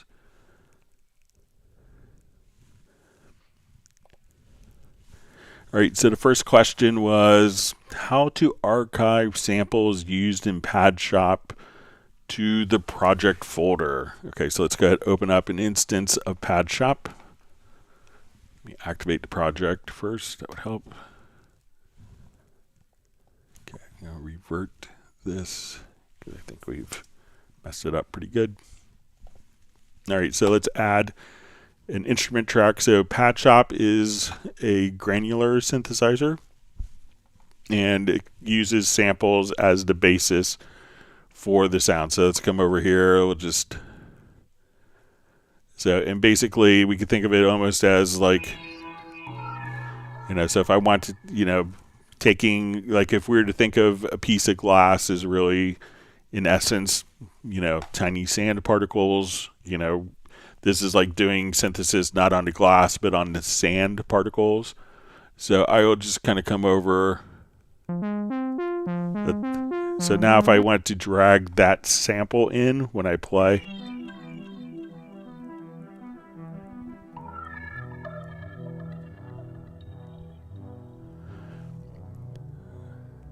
so now if I wanted to save this in the project, this preset with this particular sound so that it's in the project folder, if we come just to the right here, we'll see, I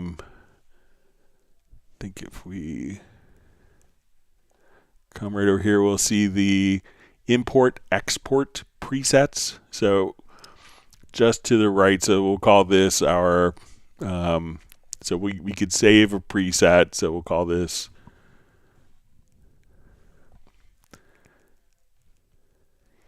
So if we want to call this March 28th, so we'll say save preset.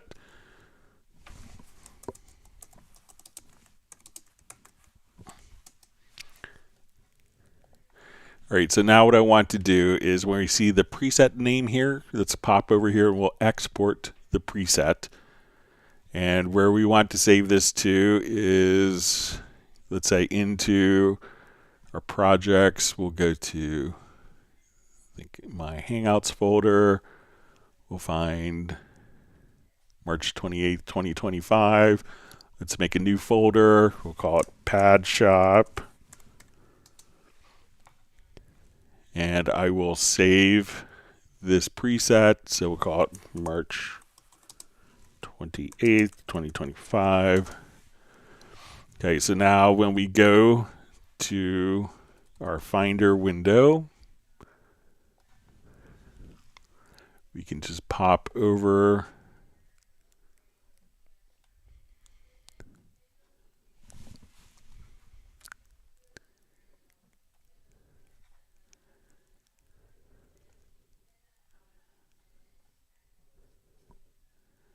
so just navigate here. So we'll say our Hangouts.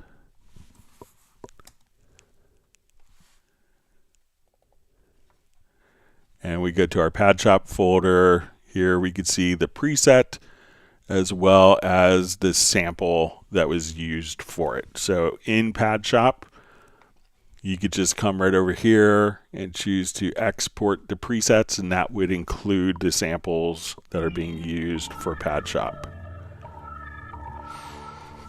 All right, and we had a question, I think this was sent in from Soren, who's having a hard time kind of getting a particular pattern. So let's say if we are here, he wanted to take this pattern and drag it to the chord pads. All right, so let's say we want that as our chord pad pattern. All right, and then what Soren had done is he came over here and he went to patterns, and then the pattern wasn't carrying over. So what you want to do is, instead of opening up the patterns, is just to drag the pattern over, and now you can see that the pattern is automatically loaded. And as we come over and play, we could just have that particular pattern. So we'll turn this on here. So as soon as we play back our chord patterns, so just come right over here, and what you want to do, and I'll just start this from scratch again because it's what you want to do is just to drag that particular pattern over. So I'll just speed up my tempo here, say 120. So we'll listen to this pattern. Okay, so chord pads, drag the pattern, drop it, and now that will then be the pattern. So don't open up the patterns first. What you want to do is to just come over here and drop the pattern into that zone.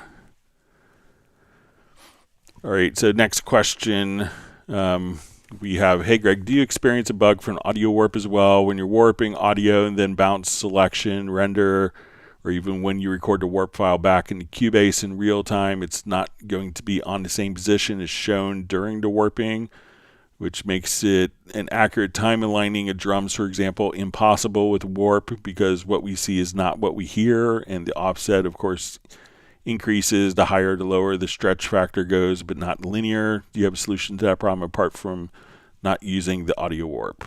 All right, so let's take a look at a particular file here.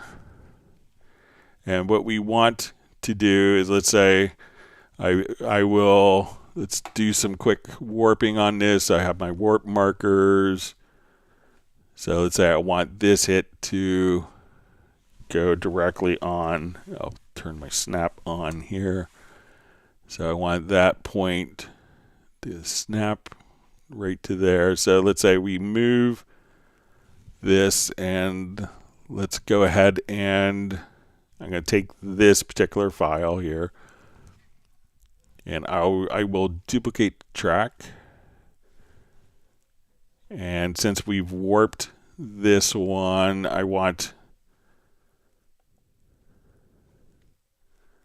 let's take a look at it here. So I'm going to, let's say, render in place. Try this.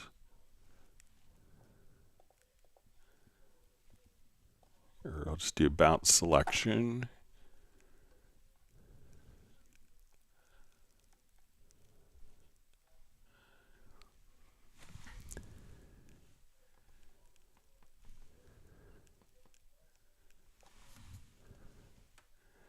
All right, so let's go ahead and play these back here.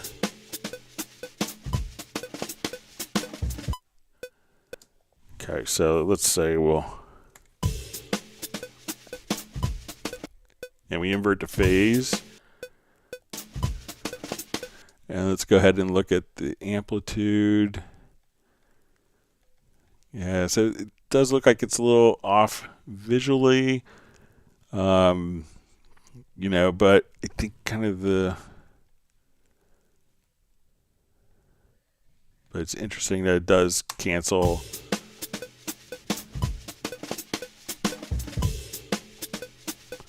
So again, flipping the phase on one. So I'm not sure if it's just like a visual, but it looks like it's, you know, maybe it's somehow offsetting for any delay compensation. But yeah, I'll mention that to the team and see why it's not visually lined up. All right, so we have a question. Hello, Greg. If I use a channel strip and add another effect in the insert field, what is the order of the effects? What is the signal path? What affects what? All right, so if we go to our channel strip here, what we see is as we go from left to right, generally is going to be our signal path. So by default, we could have the inserts all happen before the channel strip here. So if we activate, let's say, different channel strip functions, we'll come over here. Let's just add a new audio track.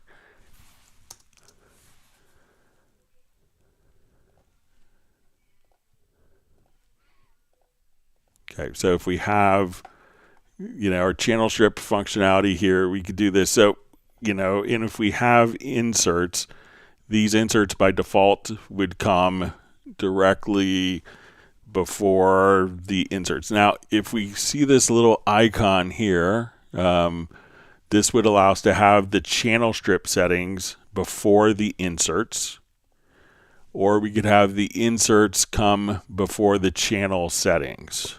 So we can kind of just simply toggle whether the channel strip comes first or the inserts come first, but it wouldn't be necessary that we go from the compressor into the noise gate, you know, or from insert 1 into the noise gate into the compressor back to insert 4. And if you wanted to do that, we could just simply load all of these channel strips as their own plugins, which all of these are available. So, but if, you know, so it's generally the inserts or the channel strip will come first. And if you wanted to change that, you just kind of click on this little icon, and that will allow you to change kind of the signal flow as to which comes first. So whatever's on the left is coming first. So right now the channel strip is in the signal flow before the inserts. And if we click here again, the inserts can now be before the channel strip.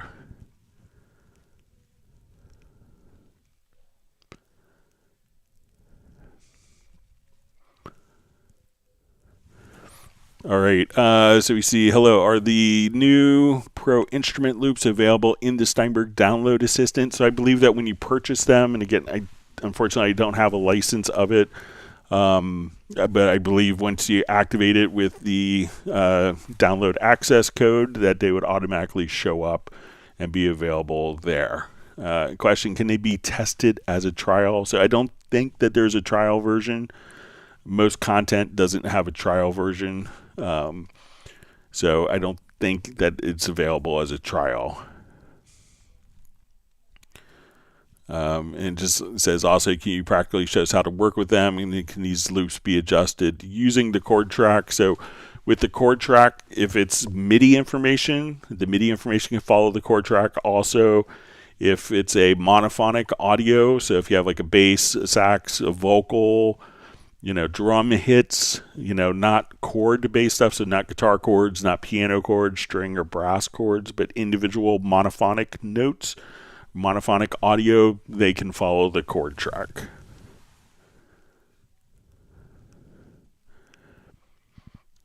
All right, and then we have a question, can you give us tips on how to use the ESP, Montage, VST, and Cubase in a resource-efficient way? It consumes all the CPU. It is a heavy CPU plugin. I don't think I have the license for it currently on. I mean, earlier this month, we did a kind of I did a performance test with the ESP Montage, and on my M4 MacBook, I think we got 920 voices playing from that, at one time. So, I think it's much more efficient than, getting, 7 or 8 montage units. So, so it's had great performance for me.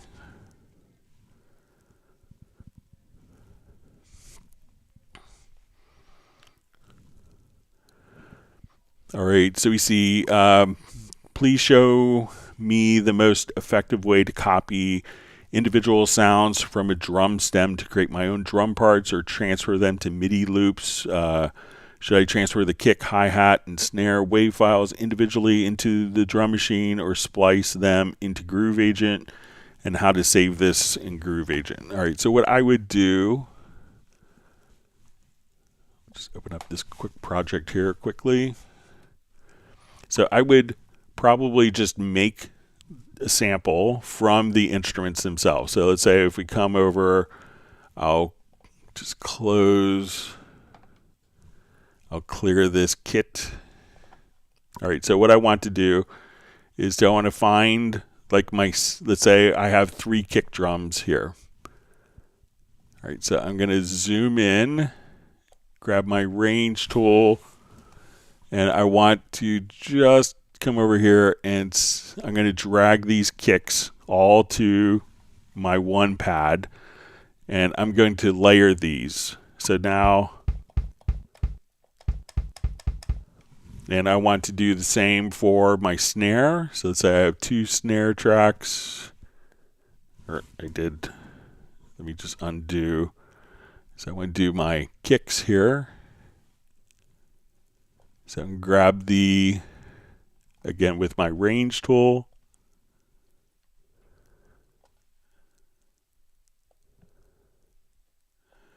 So I'm going to drag these 3 kicks so those are my 3 kick drums, and I'm going to layer these so that when we hit the kicks, we are triggering those 3 samples. And let's grab my snare.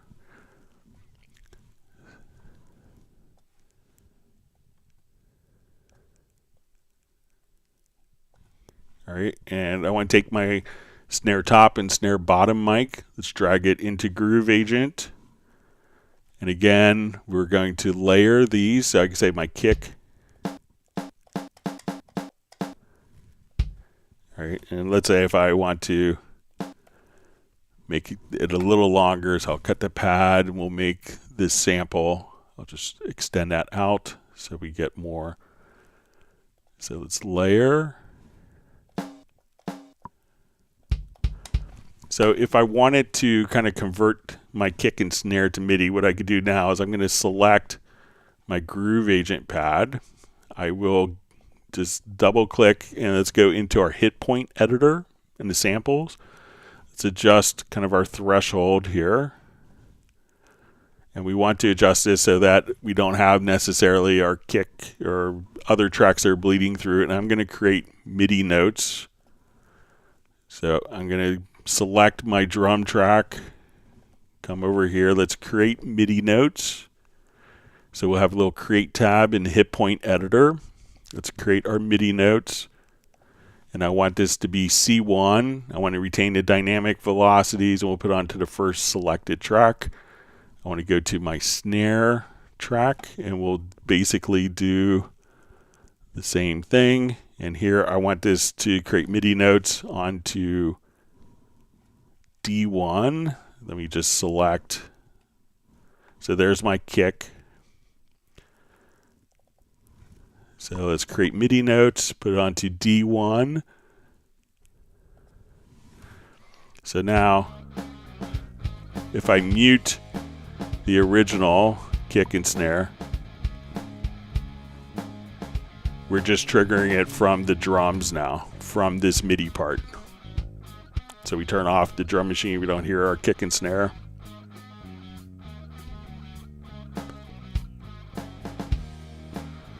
So that's an easy way. So, go in, just drag the samples, and you could just select all of your samples layered together, drag them to pads in Groove Agent. Go into the hit points in the sample editor, adjust a threshold, create MIDI notes, assign it to a track where you have Groove Agent, and then you're all set with that.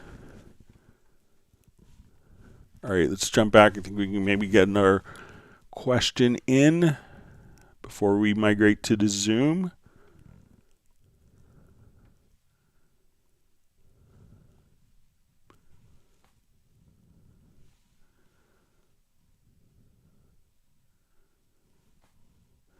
All right, so we have Perti come in and joining. All right.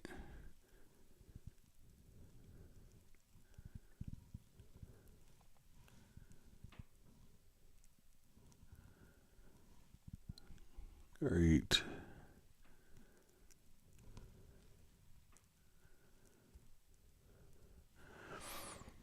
All right, so we see Eric Fox just says, "Hey Greg, is there a way to convert an audio drum loop to MIDI?" So we could kind of do it utilizing spectral, if we use spectral layers in the Pro version. So let's come over. Let me just find a quick drum beat here.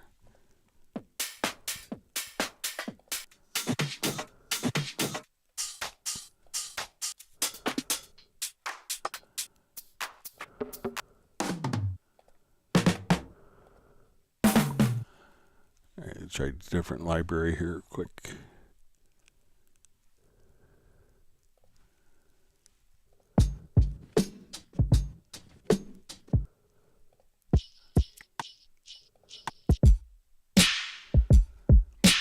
All right, so let's say if I will drag this to its own part here, and what we can do now is let's take this. I'm going to go into, let's say, spectral layers, going to add it as an ARA extension. So now we will, as we double click, we will come to our modules and we'll say unmixed drums.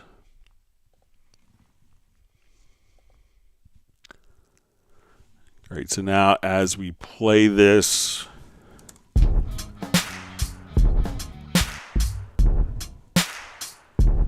all right, and at that point, I could now take my kick drum, drag it to the project window, and then I could just select that. Let's go to audio to bounce selection, and now we could just do our hit points, and just like we showed just a minute ago, do our hit points and convert that into MIDI. So if I come, let's say we just come here, let's go to our threshold, so we'll set our threshold accordingly, and then do MIDI notes. Let's say we want this on C1, and then we could assign it just like we just showed a minute ago in Groove Agent or any other instrument. All right, so with that, I'm going to post the Zoom meetup. Let's go ahead. I'll get the Zoom started. So let me paste that one more time. I will start the Zoom meeting. And if you haven't attended, it's always a great conversation, a great way to meet other people that are on the live stream. So we'll come over, start the meeting.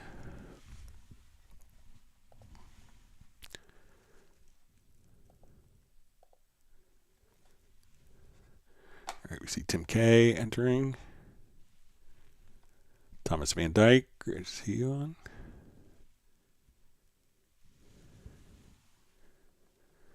All right, so we see Sable Winters, just hit the like button. All right, so we have Tony Tronzo from Australia. Great, looking forward to seeing you on.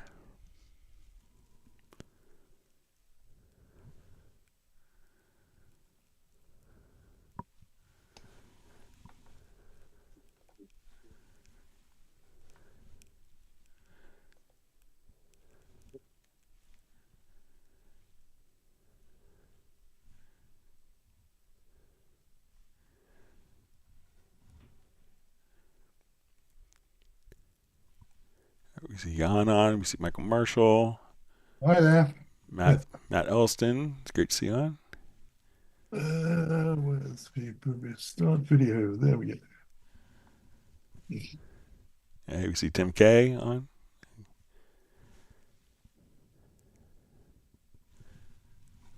All right, see Tim Weinheimer joining.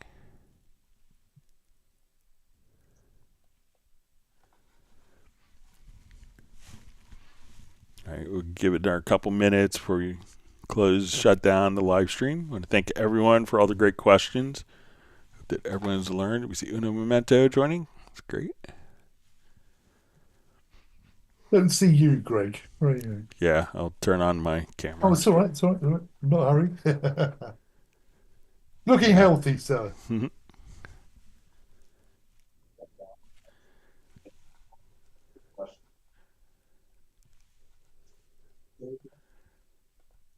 Don't see you, Greg. All right. Yeah, I'll turn on my camera. Oh, it's all right. It's all right.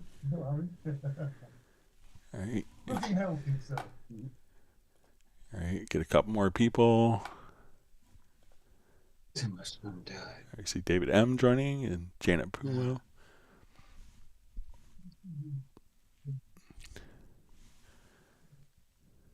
Huge delay on my sound, I think. See Raw Justice Hip Hop says, thanks, Greg. One day I'll figure out how to join using that link so I can attend a Zoom meeting. So I think even if you just go to Zoom and type in like the meeting credential, and this is obviously live for what we're doing now, but if we want to, if you just go to Zoom, let's say, thanks, Greg. One day I'll figure out how to join using that link so I can attend this. So and if you just join this meeting, so I can attend the Zoom meeting. So I think even and then we have the meeting passcode here. I'll leave this up. So if you want to make it Raw Justice Hip Hop, we'd love to have you. This is obviously live for what we're doing now, but if we want to, if you just go to Zoom, let's say, all right, we'll get started here in just a minute. So if you just join this so meeting. Janet Puma, I think we could hear your the live stream coming back through your audio. So maybe so when if you want to make it Raw Justice Hip Hop, we'd love to have you. It's obviously live for what we're doing so now. Gareth says he may be joining later. Let's say, all right, we'll get started here in just a minute. All right, so we see Randy Lee says the code's not working. I'll just show you the Randy. The live stream coming back through your audio. So maybe so you want to make it Raw Justice Hip Hop, we'd love to have you. Now we're in continual audio delay here. So, but if we want to, if you go to the meeting invite, the meeting number is 884-284-30795 up here at the top. And then the meeting passcode for people, if you want to join here, is 755641. So let me know, Randy Lee, if that works for you. Seems like other people have gotten it on. But I think if you just go to zoom.us that you could make that work for you. All right, you see Michael Teams joining.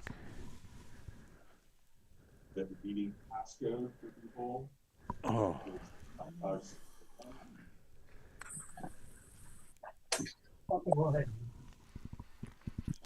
right.